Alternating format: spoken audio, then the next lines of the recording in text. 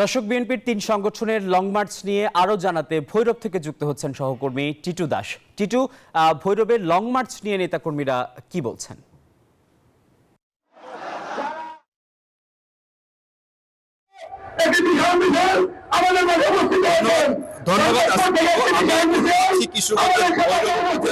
ভৈরব যে bus stand, সেখানে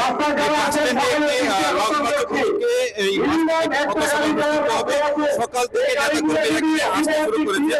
এই নেতাকর্মীদের বিশাল মিছিল এখানে আসছে।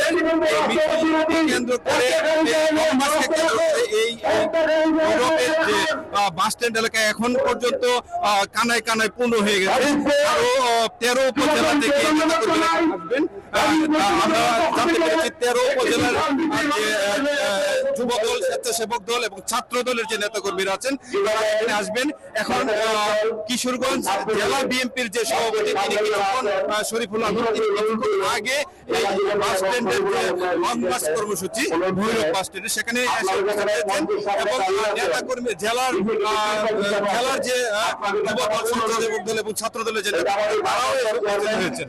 আমরা এখানে একটি পথসভা অনুষ্ঠিত হবে এবং এই পথসভায় কেন্দ্রীয় যারা নেতৃবৃন্দ আছেন তারা এখানে বক্তব্য রাখবেন। এই ভৈরব থেকে তারা তারপর চলে যাবেন ব্রাহ্মণবাড়িয়ার এই স্থলবন্দর থেকে আরেকটি পথসভা অনুষ্ঠিত হবে। ব্রাহ্মণবাড়িয়ার গাড়ি দেখা যাচ্ছে, আপনি সোজাসুজি আসেন এই অঞ্চল আমাদের স্বেচ্ছাসেবক যারা। ধন্যবাদ।